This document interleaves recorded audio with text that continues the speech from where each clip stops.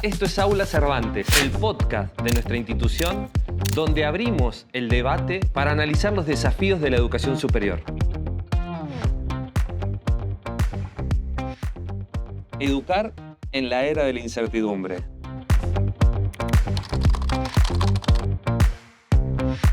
Liliana, un placer tenerte con nosotros. Gracias, muchas gracias por la invitación. Bueno, vamos a conversar estos espacios del Aula Cervantes. Lo que propone es un espacio de debate, de análisis, de reflexión sobre la educación en general. Nosotros somos una institución de nivel superior, pero obviamente preocupado por la educación en general, en todos los niveles, y sabemos de tu claridad y análisis agudo en lo que está pasando fundamentalmente en los niños y en los adolescentes. Me ha agendado 7 disparadores que me gustaría que naveguemos por allí. Y el primero con el que quiero que hagamos la apertura es hablar un poco de los nuevos alumnos, denominados los nuevos alumnos, esta idea, Liliana, de la característica que se observa en los jóvenes que hoy egresan del secundario y llegan a la educación superior. ¿Qué fortalezas traen y qué vacíos detectás en su formación de base? Pregunta difícil porque hay que decir algo y al mismo tiempo escapar de toda generalización, porque cada alumno es una subjetividad única, ¿no? E irrepetible. Y además porque hace más de 20 años que yo no estoy en el aula y eso lo quiero decir porque por ahí algunas de mis reflexiones no estén acordes con la realidad, ¿no? Pero de todos modos yo estoy atendiendo adolescentes, me están llegando chicos de la universidad fracasando en el cursillo de ingreso o en el primer año. Y en general no es porque se equivocaron de carrera, sino por dificultades para entender, para concentrarse, para tomar apuntes. En las habilidades instrumentales, viste que antes parecía que las teníamos resueltas, ¿no? Y bueno, según las pruebas que nos toman cada tanto en el sistema educativo, dicen que del secundario salen sin comprensión lectora. Tampoco se puede generalizar, pero sí es verdad que los chicos están leyendo menos, muchísimo menos, por más que lean chat y por más que lean en su celular o en sus dispositivos, cuestiones que les interesan, no están leyendo autores, no están leyendo lo que nosotros leíamos que nos iba formando como un marco conceptual y un deseo de seguir a ese autor. Y bueno, y eso por supuesto que escucho que estudian de resúmenes, que le buscan al mejor alumno el resumen, lo fotocopian, más la inteligencia artificial, más Google, más Wikipedia y bueno, y en el contraturno mucho TikTok, mucho Instagram, mucha cosa instantánea, rápida, fugaz. Entonces tiene una atención capturada, se le llama hoy. Atención capturada sería casi hipnotizada por la pantalla, que no exige demasiado esfuerzo. Prendes y ahí estás y te capturó. En cambio un libro, un texto, una clase exige una atención estudiosa, dice Braslavsky, no sé, una atención concentrada, esforzada. Entonces, bueno, están con problemas en eso. Creo que el primer año debe ser un año donde habrá que ayudarlos mucho, hacerse cargo de que salen así del secundario, muchos de ellos, no todos. Pero también hay que tener en cuenta que cada alumno que entra al nivel viene con una historia personal, que a esa edad tienen conflictos importantes en el tema del futuro, ¿viste? Porque se les está pidiendo a los 17 o 18 años que elijan qué van a hacer el resto de su vida, cuando el resto de su vida hoy es mucho más largo. Entonces, esta idea de que a los 22 años tienen que tener el título, a los 21 ya cayó, ¿viste? Porque, bueno, se dan el lujo de hacer una carrera de 5 en 11 o se dan cuenta que los padres están trabajando ya jubilados y sin embargo siguen trabajando para poder subsistir. O sea, la idea de futuro está complicada para ellos. Y además el mapa de carreras y las tecnicaturas y los terciarios y la universidad se amplió tanto que ya no es tan fácil elegir. Y bueno, y se les plantea ese conflicto existencial entre lo que ellos quisieran ser y hacer y lo que quisieran sus padres. En eso, Liliana, me detengo un segundo en lo que acabas de la idea de mencionar.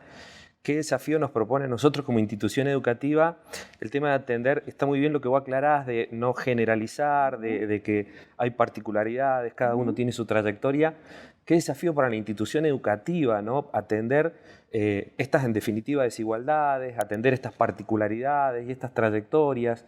¿Qué considerás que nos proponen como un desafío a la institución educativa y al docente, sobre todo, para poder gestionar esa desigualdad y atender esas particularidades. Y es muy difícil. Yo cuando fui docente durante 33 años en nivel superior, yo creo que me fui con la jubilación anticipada, esa que a los 50 te podías ir, en plena vocación docente, porque si alguna pasión tengo en la docencia, cansada de la evaluación, pero no de la evaluación por el hecho de leer y leer parciales que a lo mejor ni entendías la letra, ¿no?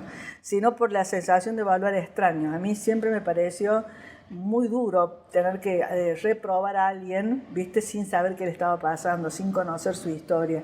Entonces me parece que esto, educar extraños, educar gente que no sabes quién es muy difícil. Me parece que la institución tiene que tener estrategias en el primer año como para conocer un poco más al alumno, que no sé, y más instituciones que tienen 30, 40 alumnos, no 200 como teníamos antes, ¿no? Entonces me parece que hay que hacer algún esfuerzo para conocerlos un poco más.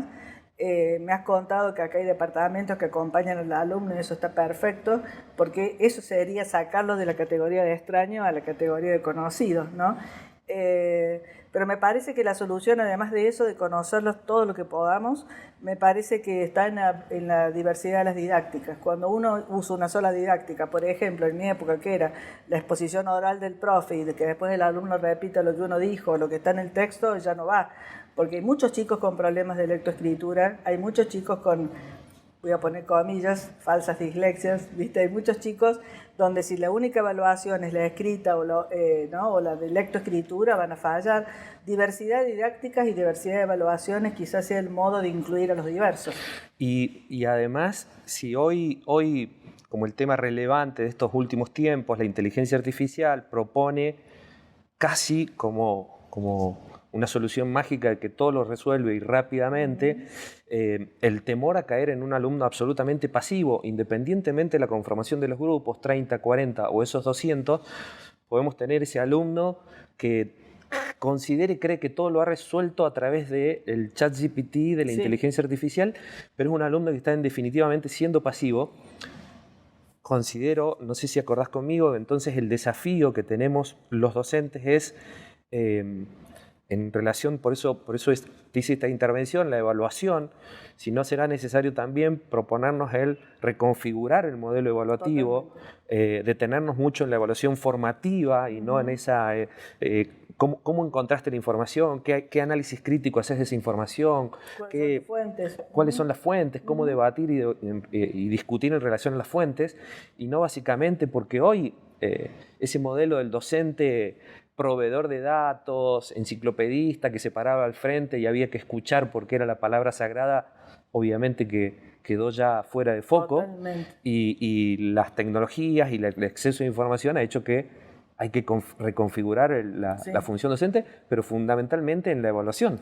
Muchos especialistas dicen que se acabó la escuela, se debería acabar la escuela que busca respuestas para ir hacia una escuela, una universidad que enseñe a hacer buenas preguntas. Porque cuando uno se hace buenas preguntas, hasta la inteligencia artificial tiembla, ¿no? Claro. Entonces creo que en las evaluaciones debería incluir las preguntas, ¿no? O sea, en vez de, voy a poner un ejemplo pavo de mi época, tercer y cuarto año, Platero y yo, en vez de leer Platero para subrayar los adjetivos calificativos, pequeño, peludo, suave, tercer año, pequeño, peludo, suave, cuarto año, ¿no? Destruyendo la literatura así, porque... Yo hoy no le haría leer el Principito a mis alumnos para después buscar el sujeto y el predicado, claro, porque es destruir el Principito, ¿no? Pero bueno, qué interesante hubiera sido, a ver, fíjate en Platero qué escenas hay donde no aparece un burro. Entonces ya vas a leer el texto de otra manera, claro, y no para buscar los adjetivos, ¿no? Exacto. Entonces creo que tiene que ver con eso, enseñarse a hacer buenas preguntas. La verdad que yo como psicopedagoga puedo decir que las preguntas arrancan con la pulsión de saber a los 2 años, cuando los chiquitos te hartan con el por qué. Y Freud decía, si los adultos supieran que lo que el chiquito necesita después de tantos por qué es que algún adulto le diga no sé, porque cuando vos le decís no sé, le abrís el campo del conocimiento a él. Porque si vos te la sabes toda, docente, padre, abuelo, el chico le queda solamente repetirte. Una pequeña clave para salir de ese alumno pasivo, claro, a ser ese alumno activo, claro, inquieto, claro, y que va en búsqueda de esa información. Y cuando uno se hace preguntas, aprenden de toda su vida, ¿no? Claro, claro. Eso lo aprendí de los pacientes, porque cada paciente a mí me llevaba 2 o 3 libros. La pedagogía de la pregunta. Sí, totalmente, sí. Te llevo a un eje que tiene que ver con la función social de la educación, más allá de lo académico. ¿Qué tipo de escuela y universidad o instituciones de nivel superior necesita hoy la sociedad argentina? ¿Cómo recuperar esa función social de la educación en un país tan desigual? Y qué difícil cuando hay ministros que dicen, ¿para qué vamos a hacer más universidades o terciarios si no llegan los pobres? En vez de decir, hay que ayudar a que los pobres lleguen a la universidad, porque si llegan les podés cambiar el destino. Si no llegan a la escuela, evidentemente repiten la cultura en la que nacieron. El delito, la prostitución, la droga, el alcohol. La escuela es la única posibilidad de barajar y dar de nuevo para la gente más vulnerable, para la gente que nació con las peores cartas, ¿no? Para emparejar un poco la línea de partida, porque si no la línea de partida es muy desigual. No es lo mismo aprender con hambre que abriendo la heladera y que haya 3 marcas de yogur, no es lo mismo. No nos vamos a meter en el tema del mérito, pero qué difícil que es cuando las condiciones o los lugares de donde se parten hay tanta desigualdad y tantas diferencias. Es mentira que los pobres no llegan, ¿eh? Hay que ayudarlos a llegar. Claro, totalmente. El hijo de mi empleada doméstica de la infancia, su mamá era analfabeta, soltera, se enfermó, qué sé yo, y mi papá, que tenía 2 mujeres nomás, lo adoptó simbólicamente, lo mandó a una escuela. Y hoy en día es uno de los mejores abogados de Río Cuarto. Mira, te quiero contar gratamente, porque ha sido un hecho de la semana pasada. Tuvimos un encuentro aquí en nuestra institución, donde con el acompañamiento del secretario de Educación y autoridades ministeriales, nosotros lanzamos como institución de gestión privada un proyecto de becas académicas que tiene que ver con vincularnos con todos los colegios de la provincia para otorgarles la posibilidad de que el alumno destacado, nosotros le decimos que el mérito en su más amplio sentido, el esfuerzo, claro, el que demuestre que quiere estar allí, y no solo una calificación que define, un promedio que define, pueda acceder a estudiar en nuestras carreras la totalidad de la carrera del 100% sin costo, sea becado. Y el secretario de Educación nos lo destacaba como un hecho innovador en la educación. No había sucedido antes un proyecto de esas características desde una institución de gestión privada. Bajo esta idea, yo se lo dije abiertamente en el encuentro, estaban los directores de colegios, que nosotros entendemos como parte de nuestra responsabilidad social, obviamente, y de nuestra misión también en esta idea de estar atento a ver cómo podemos acompañar a esas desigualdades. Sí, cuando me decís de la función social de la escuela, siempre digo que nació para poder armar sueños, ¿no? En el ser humano, que se pueda soñar con un futuro mejor. Y hoy no sé por dónde pasan los sueños, ¿viste? En una sociedad donde hay un sector de la población que parece que no tuviera derecho a soñar, porque está muy mal, y otros donde el sueño es el dinero, ¿no? Solamente. Y la caída de valores, del respeto, de la autoridad y todo eso ha venido en un declive tremendo, ¿no? Entonces se nos hace muy difícil pensar, pero yo siempre creo que la escuela ha sido para eso, para poder armar un sueño, un proyecto. Y hoy esta idea de una cultura del hoy, del yaísmo, del ahorismo, de lo fugaz, de lo líquido, es como que la escuela no está para eso.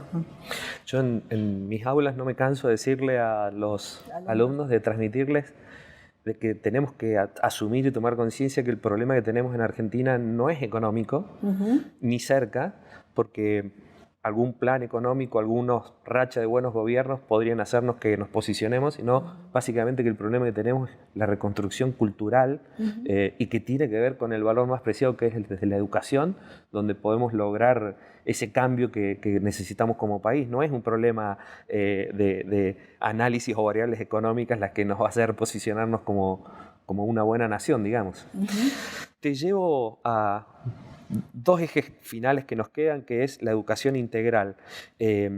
Formamos técnicos competentes, o formar técnicos competentes es necesario, pero a veces no suficiente, y cómo trabajar en la construcción de personas críticas, resilientes y con capacidad de futuro dentro de las aulas.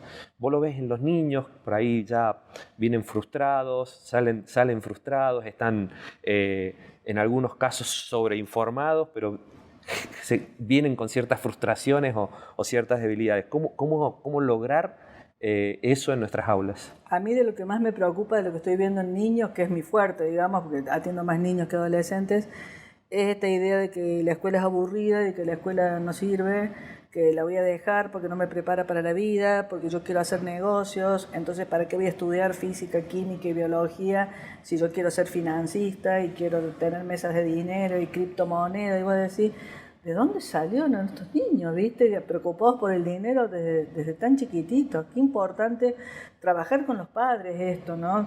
Tampoco nos ayudan mucho las políticas porque ahora se habla de educación financiera desde el jardín de infantes, del nivel inicial. Y yo digo, ¿por qué hay que meter educación financiera en nivel inicial? ¿Por qué no los dejamos jugar y no pensar como adultos, viste, en las finanzas, no en la plata?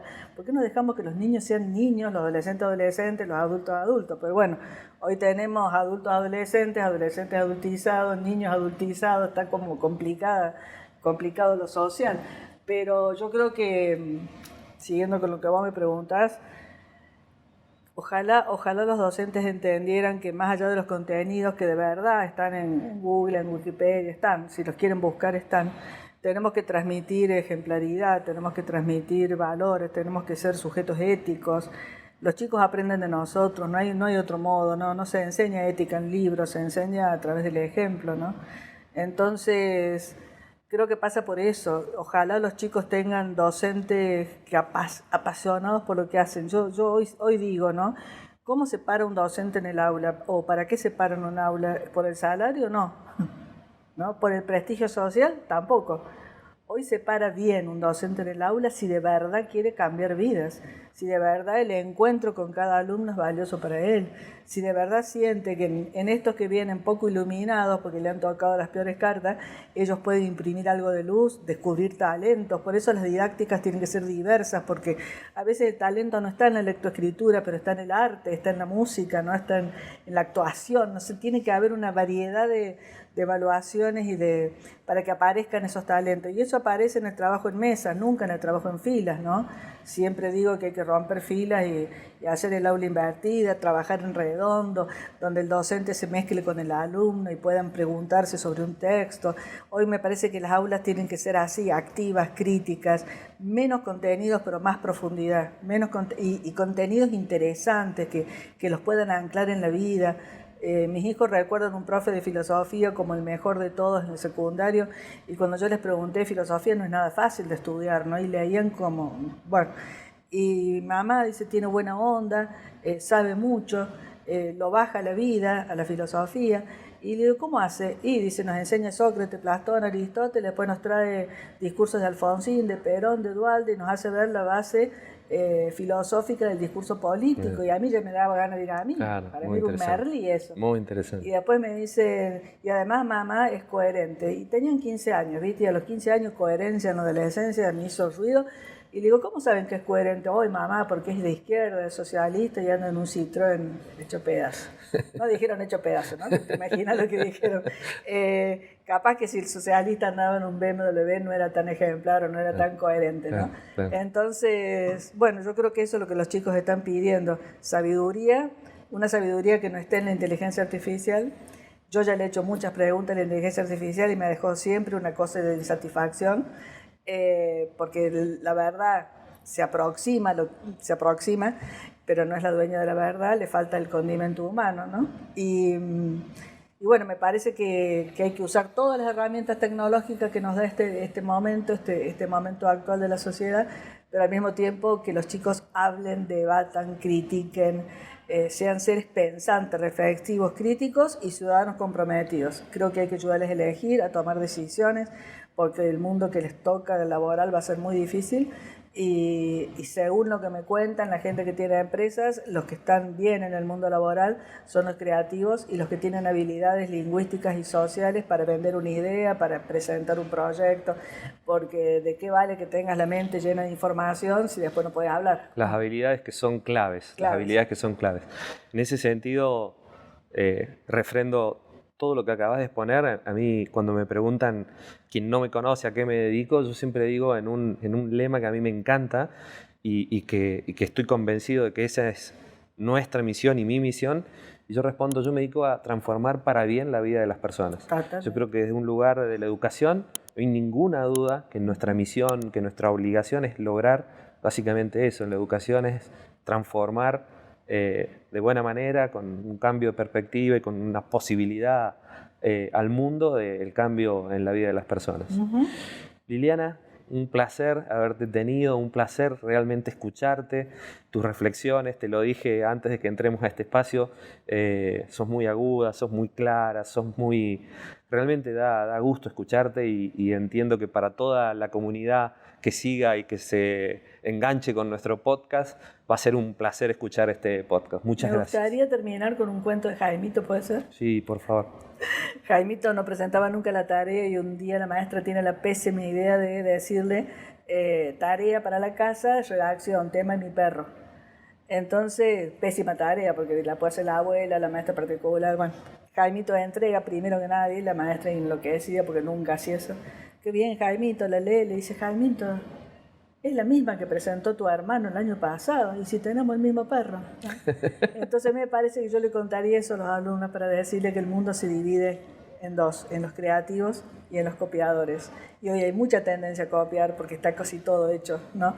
¿Y qué diferencia hay en ser un creativo, ¿no?, a ser un copiador, un copio y pego? Seguramente el copio y pego va a tener vuelos mediocres y el creativo va a tener vuelos altos. Y yo sueño con juventudes que vuelen alto. Excelente mensaje. Muchas gracias, Liliana. Un placer haberte tenido. Gracias. Gracias. Bueno, como siempre, síganos, suscríbanse y sigan nuestras redes y fundamentalmente sigan y escuchen nuestros podcasts.